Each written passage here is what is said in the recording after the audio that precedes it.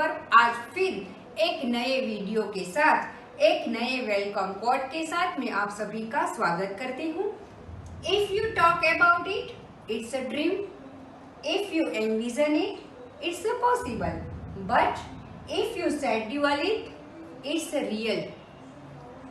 हम सब ड्रीम्स देखते हैं, उसको अचीव करने के बारे में बात करते रहते हैं, पर यहाँ पे क्या कहा गया है कि अगर हम सिर्फ बातें करेंगे तो हमारा ड्रीम ड्रीम ही रह जाएगा। अब्दुल कलाम जी ने भी कहा है कि अगर हम ड्रीम देखते हैं तो वो ड्रीम ऐसे होते हैं जो हमें सोने नहीं देते। मतलब हमें उस ड्रीम को रियलिटी में कन्वर्ट करने के लिए काम करना होता है, मेहनत करना होता है, उसके लिए अपनी नींद, अपने सुख को त्यागना होता है। इसीलिए यहाँ पे कहा गया है कि सिर्फ बातें करेंगे तो ड्रीम ड्रीम ही रह जाएगा। If you envision it, it is a possible. हम कल्पना करते हैं फिर कि अगर हमारा ड्रीम सच्चा हो गया तो क्या होगा, कैसे होगा। पर अगर हम सिर्फ कल्पना ही करेंगे तो ये पॉसिबिलिटी मतलब चांसेस रहेंगे, 100% श्योर नहीं होगा। But if you schedule it, it's real.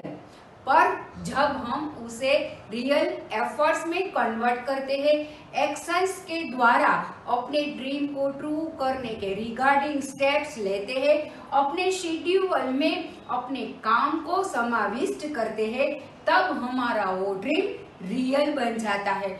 मतलब सिर्फ और सिर्फ अपने ड्रीम को रियलिटी में कन्वर्ट करने के लिए हमें एक शेड्यूल बनाना है, हमें उसके मुताबिक काम करना है, स्ट्रिक्टली अपने एफर्ट्स डिसिप्लिन्ड वे पर डालकर हम रियलिटी में अपने ड्रीम को अचीव कर सकते हैं। तो इसी बात से हम शुरू करते हैं आज का video.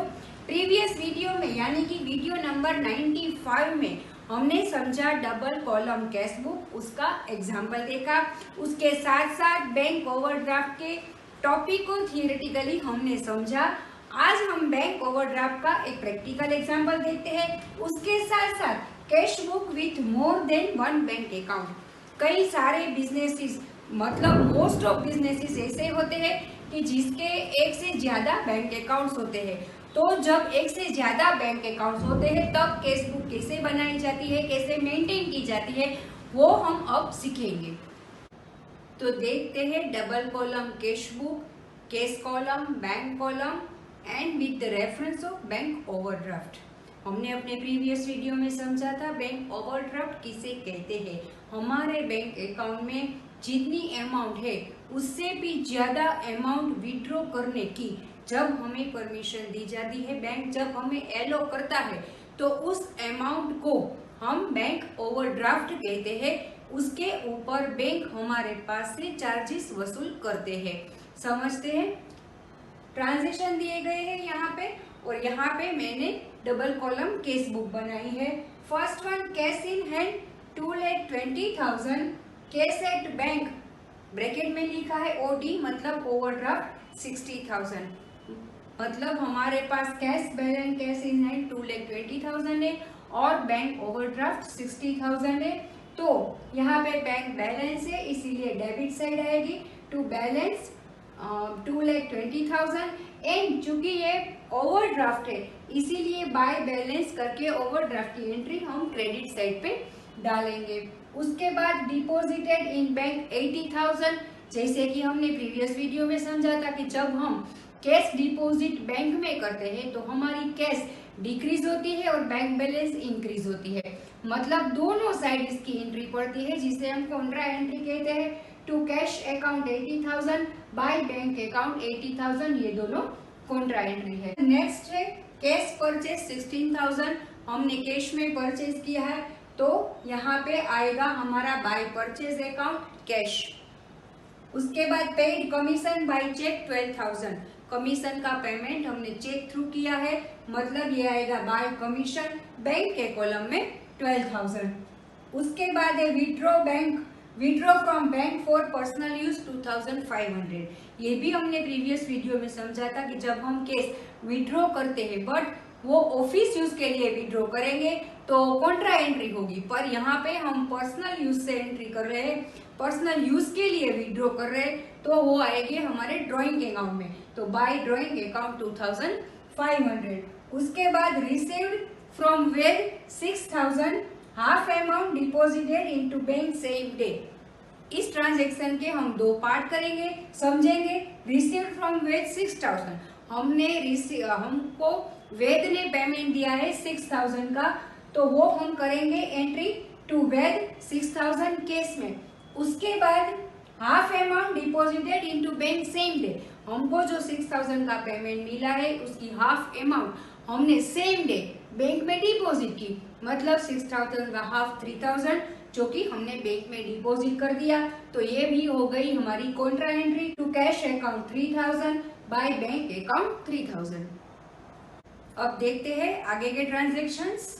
Interest collected by bank 14000, bank द्वारा इंटरेस्ट कलेक्ट किया गया है 14000 to interest account 40000। Cash sales 42000, हमने जो भी सेलिंग किया है वो कैश में किया है, मतलब हमारी कैश इंक्रीज होती है तो डेबिट साइड आएगा टू सेल्स अकाउंट 42000। उसके बाद सैलरीज पेड 40000, सैलरी का पेमेंट हुआ है मतलब हमारी कैश डिक्रीज हुई है तो यहाँ पे आएगा बाय सैलरीज अकाउंट 40000। उसके बाद गुड्स सोल्ड टू सोना एंड कंपनी 36000, हमने सेलिंग किया है तो हमारा सेल्स बढ़ा है, पर हमने ये सेलिंग क्रेडिट पर किया है क्योंकि पार्टी का नाम दिया है, अमाउंट भी दी गई है, पर उसके बदले में कैश पेमेंट नहीं हुआ है तो ये यहाँ पे रिकॉर्ड नहीं होगा, ये जर्नल एंट्री में रिकॉर्ड होगा। हाँ, यहाँ पे एक बात याद रहे कि जो भी ट्रांजैक्शन हम कहते हैं कि ये ट्रांजैक्शन यहाँ पे रिकॉर्ड नहीं होंगे, जर्नल एंट्री में आएंगे तो उसके रिगार्डिंग जर्नल एंट्री हमें बनानी होगी। क्वेश्चन के आंसर के दौरान कैश बुक बनाने के अलावा जो भी एंट्रीज यहाँ पे नहीं आती है उसकी जर्नल एंट्री हमें बनानी होती है, तभी हमारा आंसर कंप्लीट होता है। उसके बाद रिसीव्ड चेक डेटेड 3rd में फ्रॉम सोना and company after discount of ₹800, हमने चेक तो रिसीव किया है पर वो क्या है 3rd मई का है, मतलब ये तो हमारी अप्रैल की कैश बुक है और उसका पेमेंट 3rd मई का है, इसीलिए उसकी भी जर्नल एंट्री होगी। उसके साथ साथ उन्होंने जो हमें डिस्काउंट एलो किया है, हमने जो उसे डिस्काउंट एलो किया है उसकी भी जर्नल एंट्री यहाँ पे आएगी। तो इतने ट्रांजैक्शन में से ये लास्ट 2 वाले ट्रांजैक्शन यहाँ पे रिकॉर्ड नहीं होंगे। अब सारे ट्रांजैक्शन की एंट्री हो चुकी है तो अब हम टोटल करेंगे।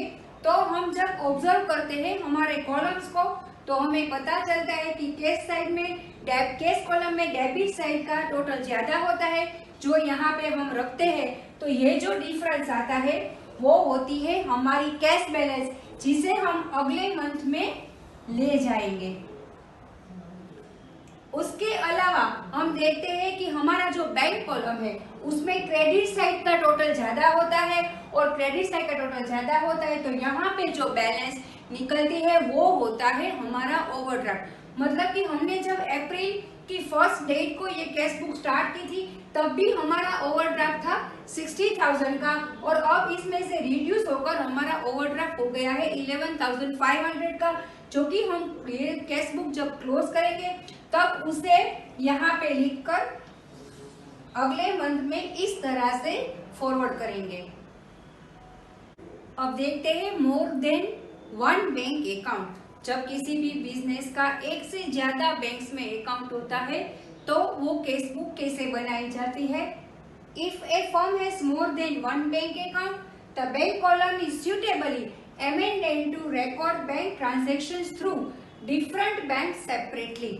डिफरेंट बैंक के ट्रांजेक्शन जो होते हैं वो सेपरेटली रिकॉर्ड किए जाते हैं, नोट डाउन किए जाते हैं। यहाँ पे मैंने एक अलग अलग बैंक जो होती है उसका अलग अलग अकाउंट जो होता है उसके रिलेटेड कैश बुक का स्पेसिमेन बनाया है।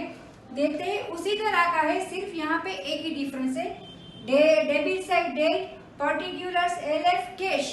अब जो बैंक का हमारा कॉलम होता है उसमें पार्ट पढ़ेंगे।